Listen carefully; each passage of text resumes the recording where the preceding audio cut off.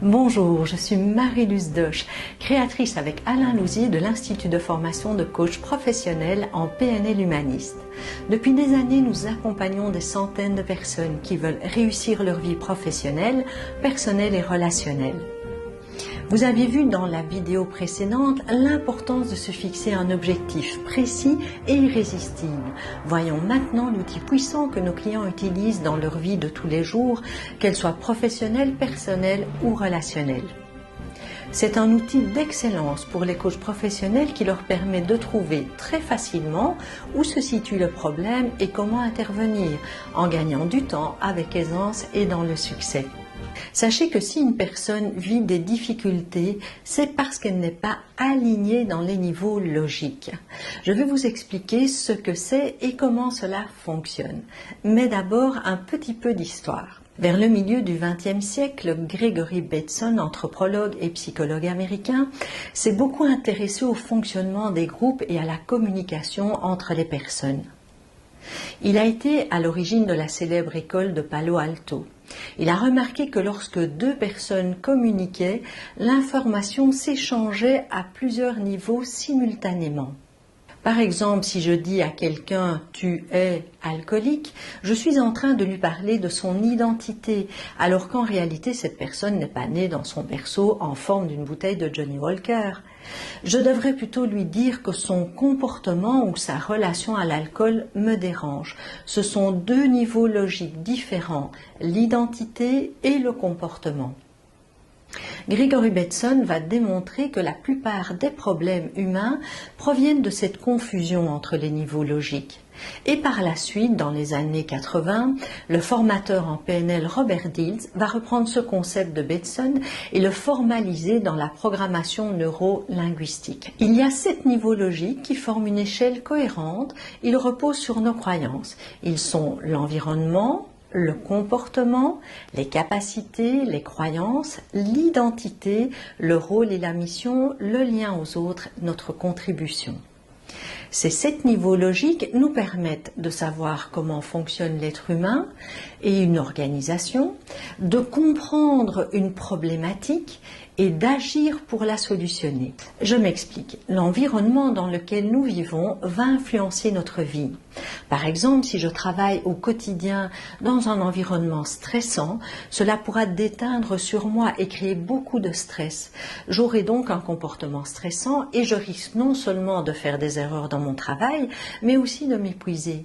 Je finirai par douter de mes capacités et de croire que je n'y arriverai pas. Je vous laisse imaginer les conséquences. J'ai partagé avec vous mon exemple d'utilisation des niveaux logiques pour changer. Il y a des années, j'avais des difficultés pour apprendre l'informatique. J'ai donc suivi des cours, mais je ramais. Je n'arrivais pas à bien intégrer ce que j'apprenais. Pourquoi ? Tout simplement parce que je n'agissais qu'à un seul niveau, celui des capacités. Alors j'étais bloquée au niveau supérieur, celui des croyances. J'ai découvert que j'avais la croyance que l'informatique est difficile à apprendre. Il est évident que cette croyance était un frein.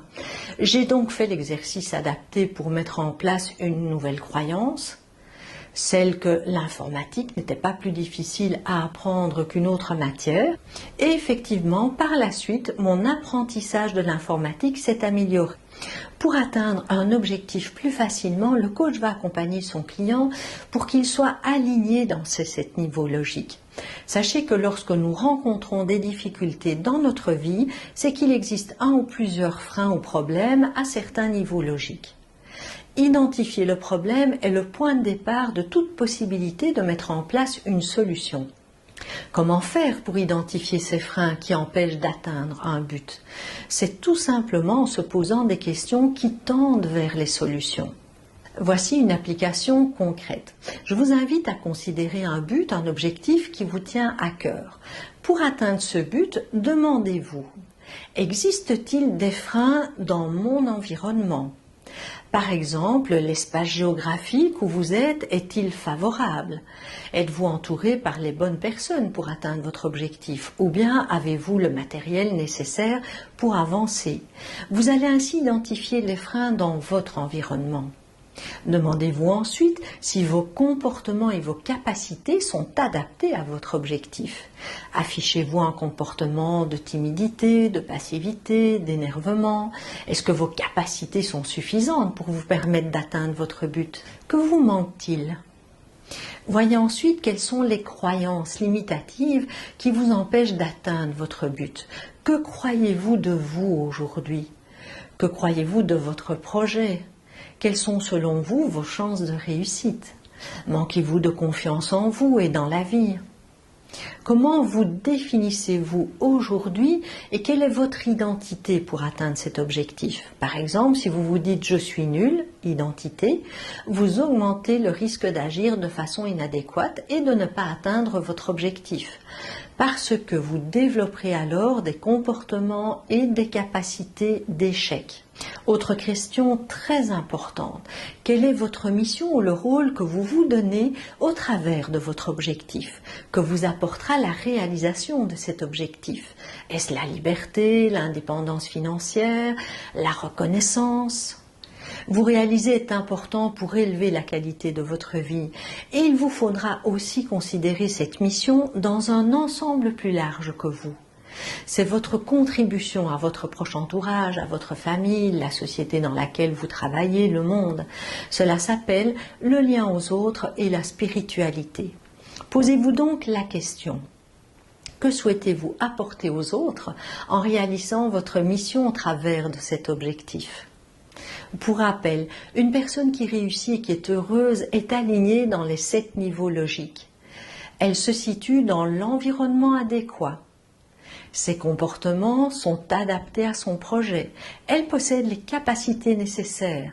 Elle croit dans sa réussite. Elle a une identité forte. Elle est la personne idéale pour réussir.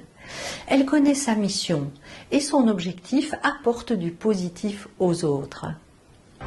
Être aligné dans les 7 niveaux logiques et le rester demande d'avoir une conscience de notre intelligence émotionnelle et de nos valeurs phares. Nous pourrons ainsi beaucoup mieux gérer nos émotions. Nous vous enverrons prochainement une vidéo pour vous expliquer cela. Mais rappelez-vous déjà que comme nous et des centaines de personnes, vous êtes en train d'avancer sur le chemin de votre objectif pour élever la qualité de votre vie. Je vous félicite et je vous dis à bientôt.